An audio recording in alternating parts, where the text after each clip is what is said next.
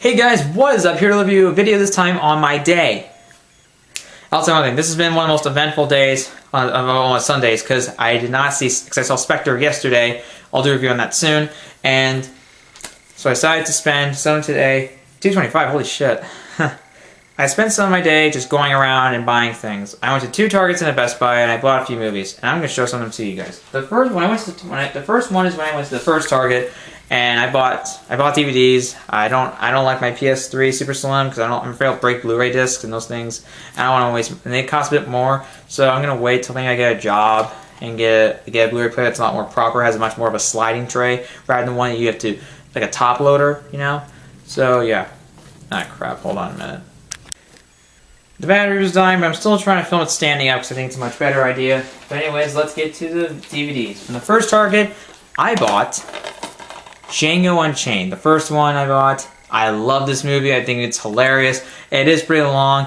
Tarantino's accent sucks, like whenever you see him acting in the movie. But this movie's so bloody, so gory, over the top. It's very funny. I love Christoph Waltz in the movie. He's fantastic. Same for Jamie Foxx. Leonardo DiCaprio, you really see an actor there. You really see that this guy's an actor. I love Samuel L. Jackson. It has great dialogue, courtesy of Tarantino, obviously. I love the action scenes. The Candyland house shootout is awesome. I mean, even if this movie's a little long, it's never boring. I'm always there. Christoph Waltz is the best actor in the film. So happy he won a Best Supporting Actor Oscar. I wish he was used more in Spectre, but like I said, I'll do a review on that soon. And, truly love this movie. Pure Tarantino, never unrestrained, so gory on the top. Thank you, Weinstein Company, for allowing him to be so daring and allowing him to make the film the way he did, not toning it down. Just let him do it the way he is.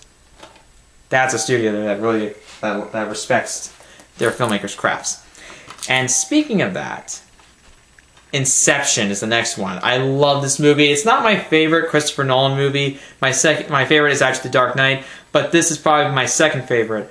I love it. It's original. A lot of people say that some of these films like Ex Machina or like, you know, like a you can say like, you know, like Unbreakable Kimmy Schmidt's original. Well, the thing is, there are original elements to it. It's not exactly original. Like Unbreakable Kimmy Schmidt is a TV show, yes. It has this familiar fish out of water premise. It's a familiar premise we've seen over and over again, but it does a fresh take on it. It does something new with it. It's not new in of itself. Same for Ex Machina. Ex Machina is a movie that focuses on stuff like AI, but it still feels familiar. It has a familiar feel to it, but it still feels fresh in its own way too. It has a familiar sci-fi premise. This one's truly original. Dealing with the concept of dreams and dealing it so well. Sorry, the light is just glaring off there and it's getting on my nerves.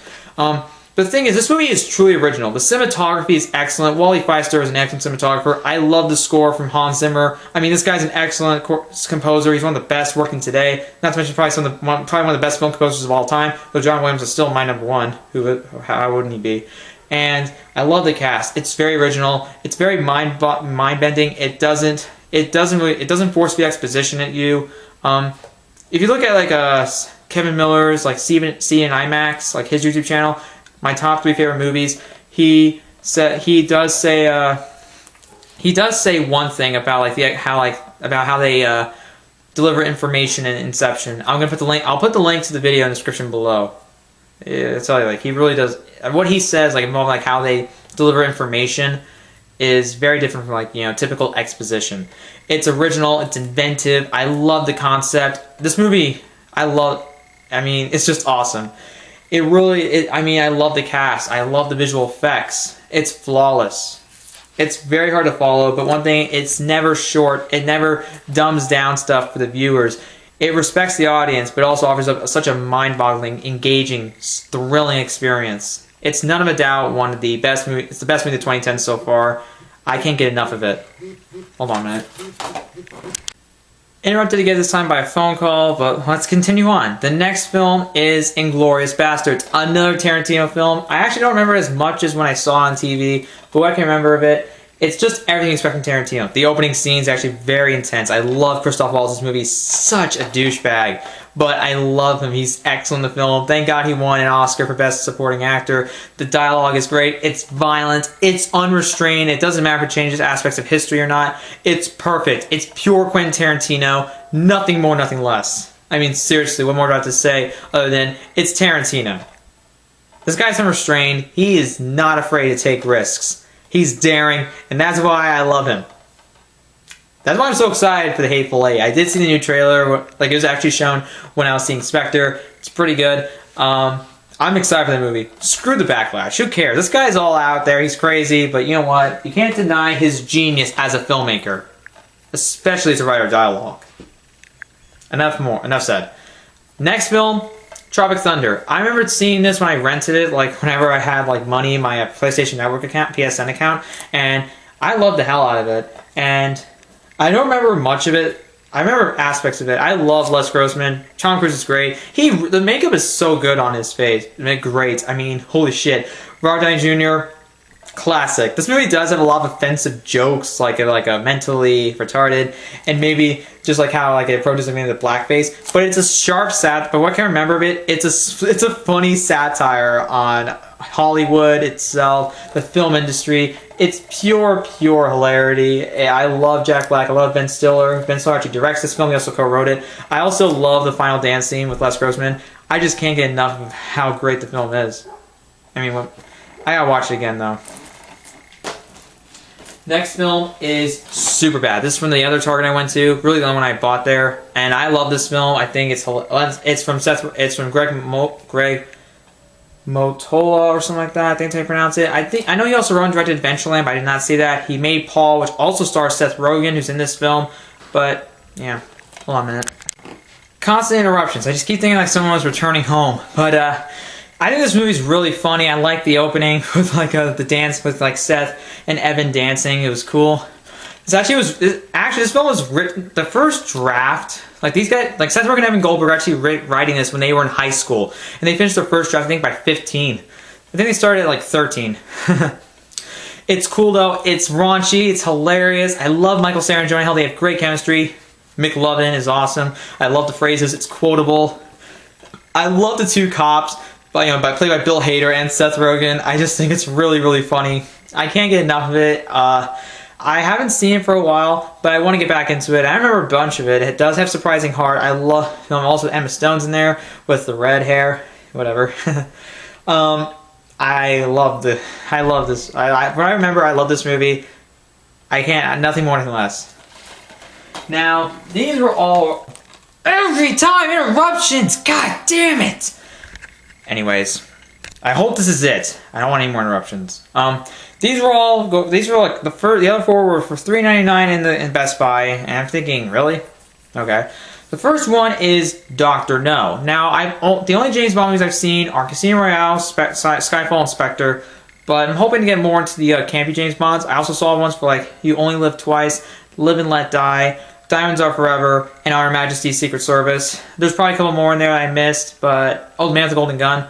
I do know something about this series. I haven't really gotten into the series. There's people I know who are big Bond fans. There's one person I know that likes Bond, and yeah.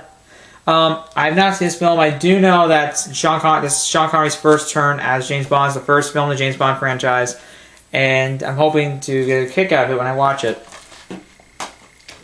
The next film is the second entry in the James Bond franchise, the sequel, Dr. No, and of course starring Sean Connery again, From Russia with Love. I've heard great things about this. I heard this is like one of the best in the franchise.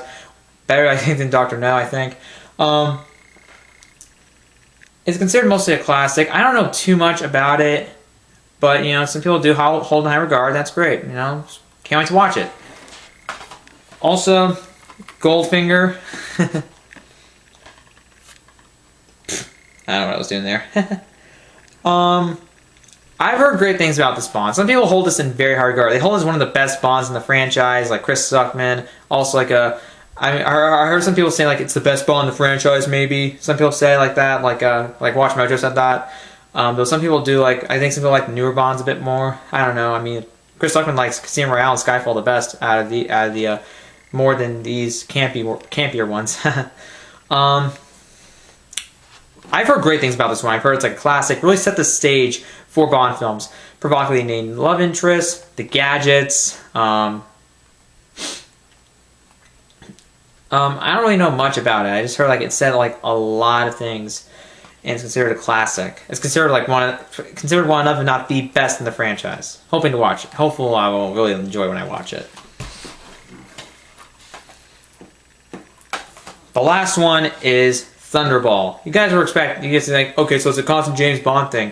Yeah, I could have bought more, but unfortunately, I don't know if like all my gift cards, I don't think could really buy all those.